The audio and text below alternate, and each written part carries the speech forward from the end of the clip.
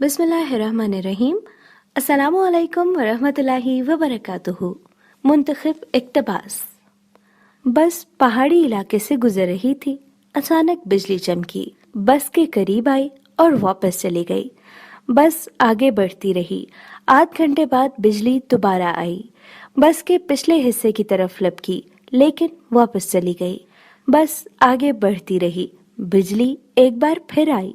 वो इस बार दाएं साइड पर हमलावर हुई, लेकिन तीसरी बार भी वापस लौट गई।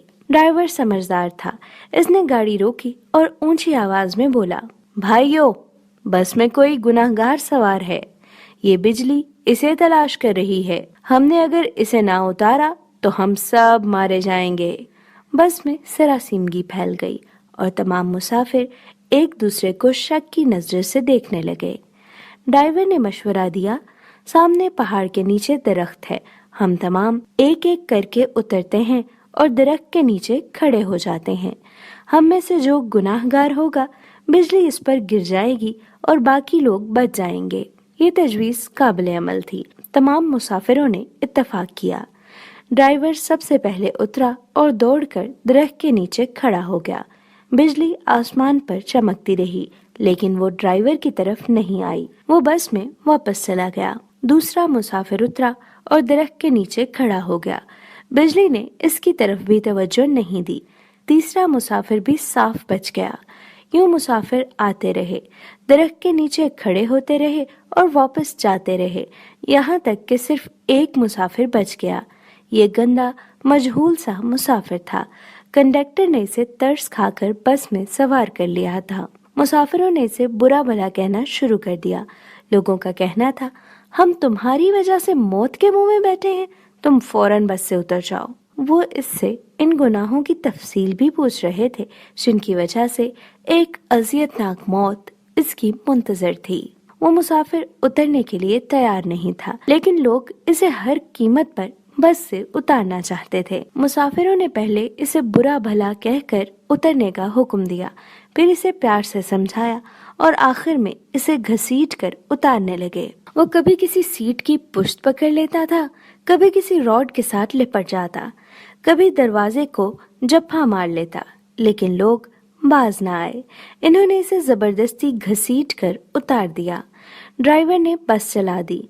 बस यूं ही गुनाहगार से चंद मीटर आगे गई, धाड़ की आवाज आई। बिजली बस पर गिरी और तमाम मुसाफिर चंद लम्हों में जलकर भस्म हो गए। वो गुनाहगार मुसाफिर 2 घंटों से मुसाफिरों की जान बचा रहा था। मुझे किसी साहब ने एक दिलचस्प वाकया सुनाया। वो तुर्की के रास्ते यूनान जाना चाहते थे। एजेंट इन्हें तुर्की ले गया। ये अजमेर शहर में दूसरे लोगों के साथ बर्फबारी का इंतजार करने लगे। सर्दियां यूरोप में दाखिले का बेहतरीन वक्त होता था। बर्फ की वजह से सिक्योरिटी एहलकार मोर्चों में दुबक जाते थे। बॉर्डर पर गश्त रुक जाता था। एजेंट लोगों को कश्तियों में सवार करते थे और इन्हें यूनान के किसी साहिल पर उतार देते थे। ये एजेंटों की आम प्रैक्टिस थी। इन साहिब ने बताया, हम तुर्की में एजेंट के डेरे पर पड़े थे। हमारे साथ गुजरांवाला का एक गंदा सा लड़का था। वो नहाता भी नहीं था और दांत भी साफ नहीं करता था। इससे खौफनाक बू आती थी। तमाम लोग इससे परहेज करते थे। हम लोग दिसंबर में कश्ती में सवार हुए। हम में से कोई शख्स इस लड़के को साथ नहीं ले जाना चाहता था। हमने इसे रोकने की कोशिश की, लेकिन वो रोना शुरू हो गया। एजेंट के पास वक्त कम था, चुनाचे इसने इसे ठुड्डा मारकर कश्ती में फेंक दिया। कश्ती जब यूनान की हदूद में दाखिल हुई तो कोस्ट गार्ड एक्टिव थे। यूनान को शायद हमारी कश्ती की मुखबरी हो गई थी। एजेंट ने मुख्तलिफ रास्तों से यूनान में दाखिल होने की कोशिश की, मगर हर रास्ते पर कोस्ट गार्ड थे। इस दौरान इस लड़के की तबीयत खराब हो गई। वो उल्टियां करने लगा। हमने एजेंट से एहतजाज शुरू कर दिया। एजेंट टेंशन में था, इसे गुस्सा आ गया। इसने 2 लड़कों की मदद ली और इसे उठाकर यख पानी में फेंक दिया। वो बेचारा डुबकियां खाने लगा। हम आगे निकल गए। हम अभी आध किलोमीटर आगे गए थे कि हम पर फायरिंग शुरू हो गई। एजेंट ने कश्ती मोड़ने की कोशिश की। कश्ती अपना तवाजुन बरकरार न रख सकी और वो पानी में उलट गई। हम सब पानी में डुबकियां खाने लगे। मैंने खुद को सर्दी, पानी, खौफ के हवाले कर दिया। मेरी आंख खुली तो मैं हस्पताल में था। मुझे अमले ने बताया कश्ती में सवार तमाम लोग मर चुके हैं, सिर्फ 2 लोग बचे हैं। मैंने दूसरे शख्स के बारे में पूछा। डॉक्टर ने मेरे बेड का पर्दा हटा दिया। दूसरे बेड पर वही लड़का लेटा था जिसे हमने अपने हाथों से समुंदर में फेंका था। समुंदर की लहरें इसे धकेलकर साहिल तक ले आई थीं। मुझे कोस्ट गार्ड्स ने बचा लिया था, जबकि बाकी लोग गोलियों का निशाना बन गए या फिर सर्दी से ठिठर कर मर चुके थे। मैं 15 दिन अस्पताल रहा। मैं इस दौरान ये सोचता रहा, मैं क्यों बच गया? मुझे कोई जवाब नहीं सूझा। मैं जब अस्पताल से डिस्चार्ज हो रहा था, मुझे इस वक्त याद आया, मैंने उस लड़के को लाइफ जैकेट पहनाई थी।